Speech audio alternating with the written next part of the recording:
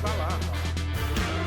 Olá, começa agora o programa Pode Falar. Hoje vamos mergulhar em uma análise sobre o futuro político e econômico do Brasil. Nosso convidado é o cientista político Christian Lobauer. Obrigado pela participação, né? Espero, tem que te agradecer aqui por ter sempre em prontidão para nos ajudar aí, para pensar um pouco esse nosso Brasil, que está precisando, né, Christian, refletir um pouco, né?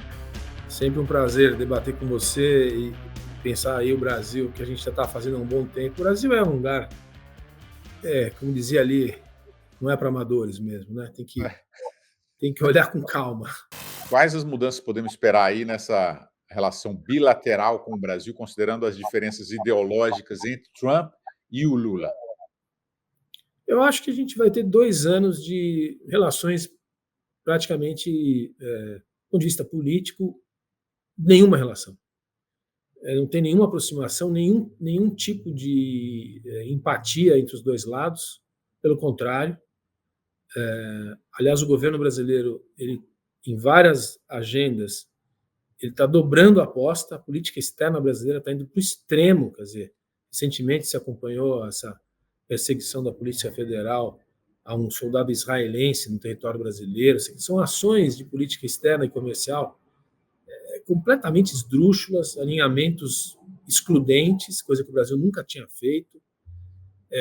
Então, com os Estados Unidos, com o governo Trump, a gente vai amargar 600 dias de distanciamento, de eventuais acusações de bravatas, etc., de concreto e de substantivo, de implementação de agenda comercial, de tecnologia, transferência de tecnologia, investimento. Não vejo nenhuma possibilidade. Serão 600 dias perdidos para o Brasil. E diga-se de passagem, eu sempre digo isso, para os Estados Unidos, o Brasil é muito menos importante do que os Estados Unidos para o Brasil. Então a iniciativa tem que vir daqui, não de lá, né? Ou daí, onde você está. Né? Não é assim que funciona. Os americanos têm muita coisa para pensar. Se o Brasil não toma uma decisão, uma orientação, uma postura diferente, os americanos não vão fazer mais do que já fizeram. Pelo contrário, ele vai começar a falar que a Argentina é a grande solução. O Brasil vai perder a importância que tem, se é que tem alguma ainda, liderança, né?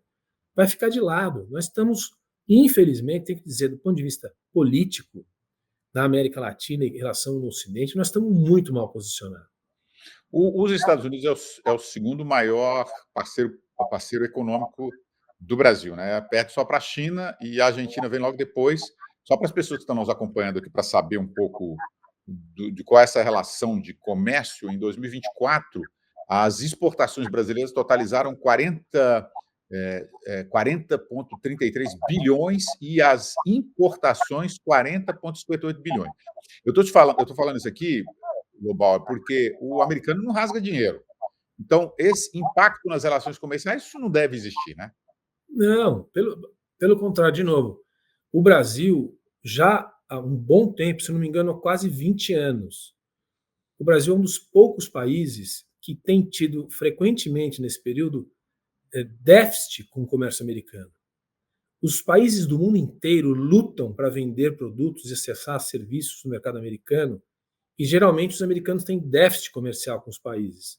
Com o Brasil, ao contrário, é um dos poucos países do mundo, grandes, importantes, que os americanos têm superávit. Você deu um número agora de muita proximidade comercial, Sim, que foi o de 24, mas se sim. você olhar na série dos últimos 20 anos, o Brasil geralmente tem déficit com os americanos, que é uma aberração, é a demonstração de que o país não faz nenhum esforço para acessar aquele mercado. E os americanos também, está tudo certo, tem tanto Mas problema para mesmo em resolver. 2024, a gente ficou com déficit. A gente importou mais do que exportou.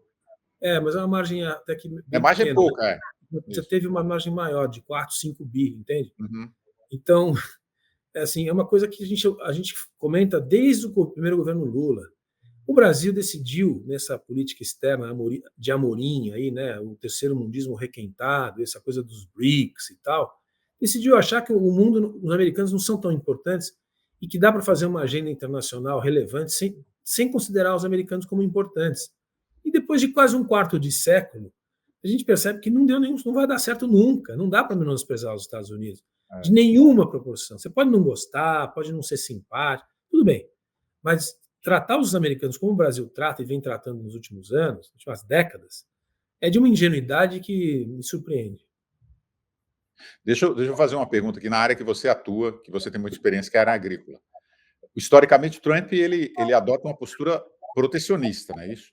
Você acha que vai haver alguma interferência aí na questão das commodities agrícolas?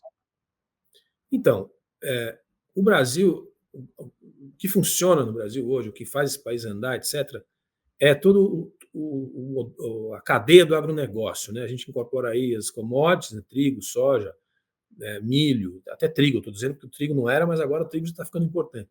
Mas é soja, milho, toda a proteína animal, café, açúcar, laranja, fumo, celulose, é uma enormidade, frutas, né? Enormidade de produtos e suas cadeias. Os americanos não estão, com exceção do café e um pouco de açúcar, eles não estão entre os principais mercados de exportação desses produtos. Na verdade, o Brasil exporta muito para o mundo, né? Inclusive a proteína animal, a gente não exporta muito para os americanos. Frango, por exemplo, e suíno nem entra, né? Então, o que é importante, eu acho, a gente pensar na política comercial americana e os efeitos que ela tem na nossa agenda. Então, no primeiro mandato do Trump, ele fez uma agenda de protecionismo contra a soja, contra os produtos chineses, e os chineses reagiram não comprando a soja e o milho deles. Como consequência, o Brasil ganhou um mercado de soja e milho que era americano e que acabou sendo importado do Brasil. Essas coisas acontecem às vezes a nosso favor, mas não é disso que a gente devia viver, né? O Trump vai, de novo, ao que tudo indica, utilizar uma política comercial de restrição para compensar um pouco o déficit e pressionar a presença chinesa e fazer uma espécie de substituição de importações renovada nos Estados Unidos, que não dá para fazer mais como se fazia nos anos 70 e 80, mas é uma tentativa de recuperar cinturões de produção. Isso tem efeito, sim, no comércio internacional. Ele não vai prestigiar as organizações internacionais, OMC, né, os órgãos multilaterais, né?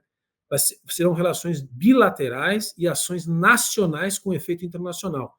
Isso certamente vai acontecer de forma, acho que até incisiva, como ele fez no primeiro mandato. Ele só tem que ter cuidado com a inflação, né?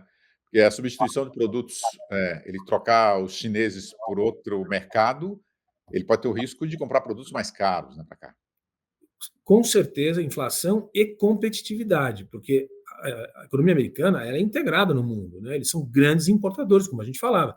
Eles importam muito de todo mundo, principalmente desses grandes, até dos chineses.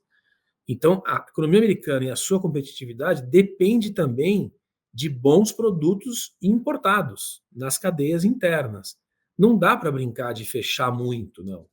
Ele vai ter que fazer uma coisa muito assim pontual em setores e subsetores de cadeias que ele acha que os americanos têm possibilidade de reocupar com competitividade, senão é o americano que vai reclamar. Os americanos não. Quando a gente fala do Rust Belt, né, ali da região de Detroit, que ele fala que ele vai recuperar a indústria automobilística, mais ou menos. Ele vai provavelmente fazer algumas ações de retomadas que dão um efeito, assim, talvez até marginal, mas um efeito de visibilidade grande. Mas realmente aplicar uma política de restrição e de suspensão de importações não tem a menor possibilidade. Os americanos não vão, eles mesmos vão querer derrubar o Trump em 6 meses. Então, os aliados dele, né? Vamos lá, vamos falar sobre a questão interna do Brasil aí, vamos voltar agora para o Brasil, entrar mesmo a fundo. Como é que está a relação de Lula com o Congresso Nacional, Lobão? Ele tem conseguido articular bem suas propostas ou enfrenta resistência aí significativa? O pessoal tem comentado aqui que nessa segunda parte, né, do mandato, que ele foi 2 anos, são mais 2 anos, né, que ele iria modificar e prestigiar ainda mais o judiciário, mudar um pouco a relação entre os 3 poderes. Na verdade, o que eu tenho falado com meus parceiros aqui é que, na verdade, ele vai aprofundar o que ele já fez. O Brasil hoje não é mais um sistema de equilíbrio de poderes. Existe uma aliança tácita entre o executivo e o judiciário. No legislativo, o governo vai muito mal e está querendo chicanear o legislativo. Por isso que o judiciário tem legislado cada vez mais, e eu acho que ele vai dobrar, está dobrando a aposta. Vai governar com o STF, o que é preocupantíssimo, porque já é ruim, tem sido ruim e vai ficar pior. Porque as decisões são monocráticas, não são constitucionais, elas são da opinião dos juízes, legislam, atropelam o legislativo. Então, acho que a relação com o legislativo vai ficar pior. O legislativo, Então, por sua vez, não se faz respeitar, né? Ele vai ter mudança agora de presidência ele se transformou numa casa de negócios, depende de emendas parlamentares. Quem autoriza sim ou não emenda parlamentar agora é um juiz do Supremo, o Dino, né, o juiz Dino lá, o Dino, me fugiu o nome do Dino agora, Flávio Dino?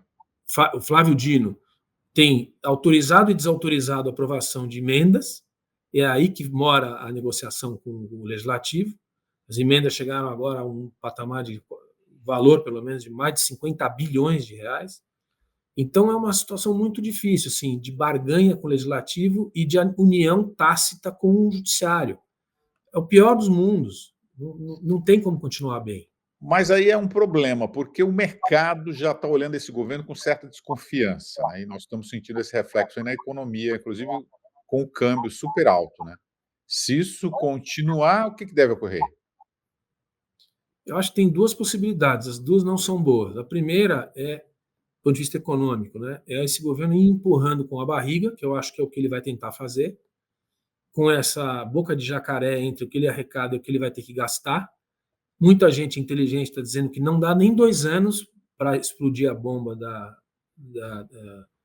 orçamentária. O governo tem caído drasticamente a capacidade de arrecadar, por isso que ele está indo para todas as possibilidades, para cima de cartão de crédito, vai aumentar a tarifa de IOF, todas essas aventuras que a gente já viu, Drex,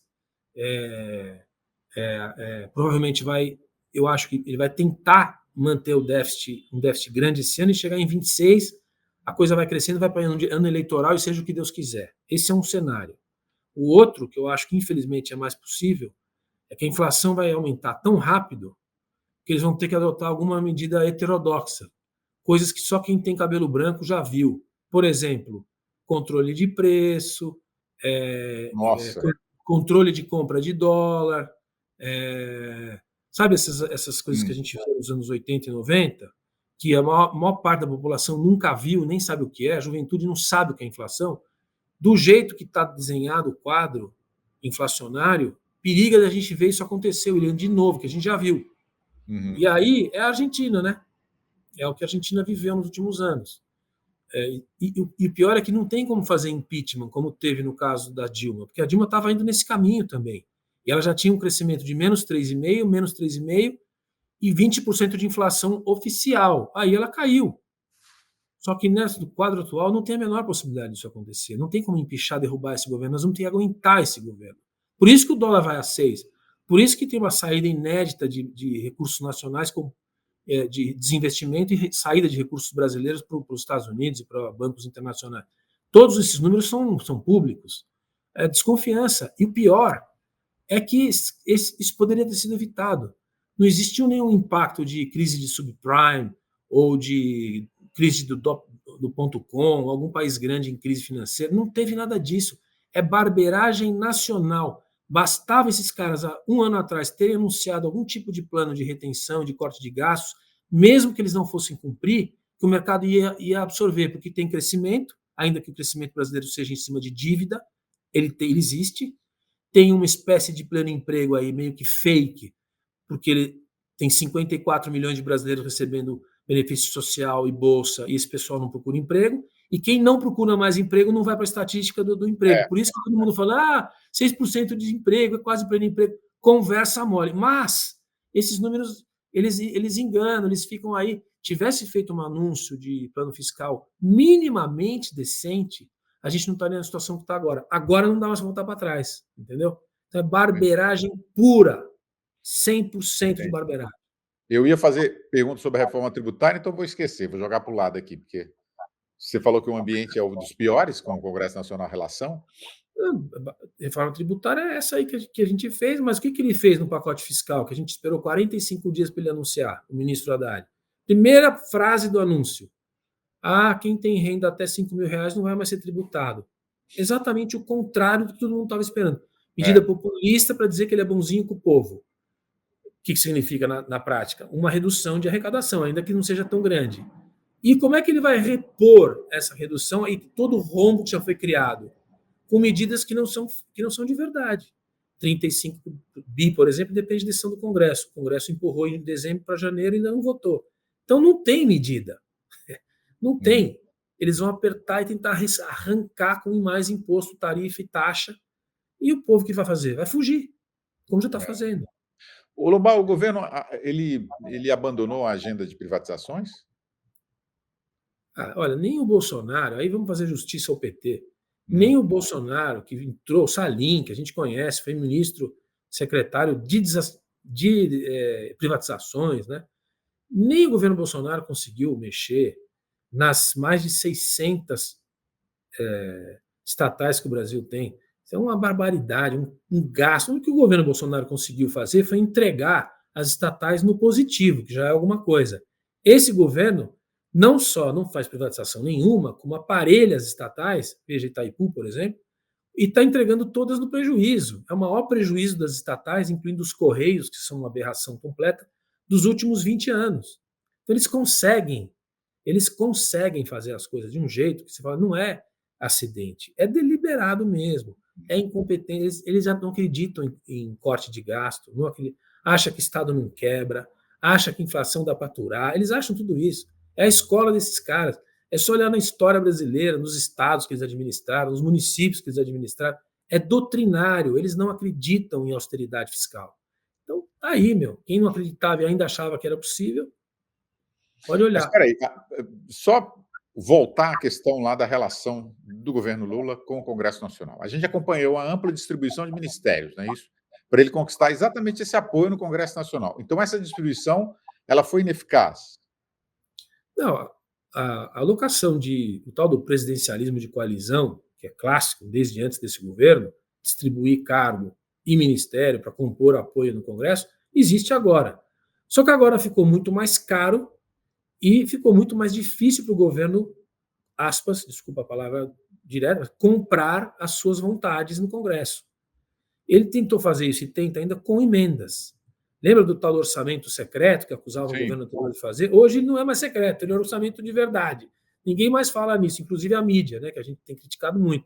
O orçamento secreto hoje é uma realidade muito pior do que era no governo Bolsonaro. Porque o legislativo não ajuda também. O legislativo ficou caro. Ficou mais caro. Está vendendo mais caro. Então, como é que o Lula se defendeu, o governo dele, que já é fraco? Abraçou o judiciário. Isso que ele fez. É a ação. E o Centrão? Como é que ele é um pilar ainda dessa articulação política ou não? O Centrão se transformou, já sempre foi, né? Desde o Sarney, se a gente considerar, porque eles chamavam de, sei lá, o Centrão já foi baixo clero, já foi, tem um monte de denominações, mas é a política brasileira apodrecida. Só que agora, depois das eleições de 24, você tem 6 partidos governando 100 milhões de brasileiros, metade dos brasileiros na mão de 6 partidos. Eu não estou falando do PT. Esses 6 partidos são o Centrão. Só o PSD do Kassab tem quase 900 prefeituras. O Brasil tem 5.570 municípios, 20% está na mão do PSD, mais 14% do PMDB, e aí você vai ver do PP. Então, a política brasileira toda está na mão de alguns partidos de centro que não tem nenhum programa de país, nenhum perfil de plano de desenvolvimento para o futuro, tal.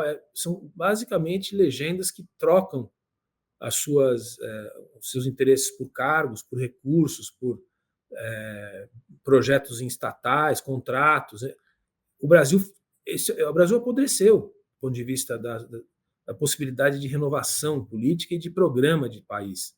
Então, o PT já está quase sumindo no mapa. Aliás, essa eleição de 24 ele sumiu do mapa, praticamente.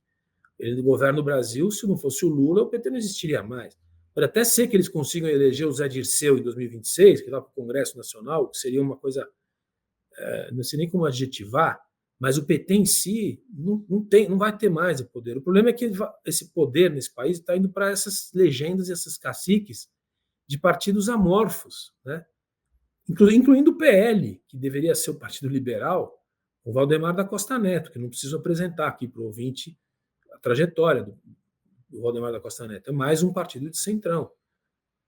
Então é uma situação realmente de, acho que mudança de fase, assim, é o apodrecimento da política como ela funciona no país, né? Obrigado, Lobão. Até a próxima. Obrigado por participar aqui do programa Pode Falar. Obrigado, prazer é meu, William. Não sei se eu falei demais aí, mas é sempre um prazer falar do mundo e do Brasil com você. Não. Perfeito, obrigado, um abraço. Abraço. Pode falar.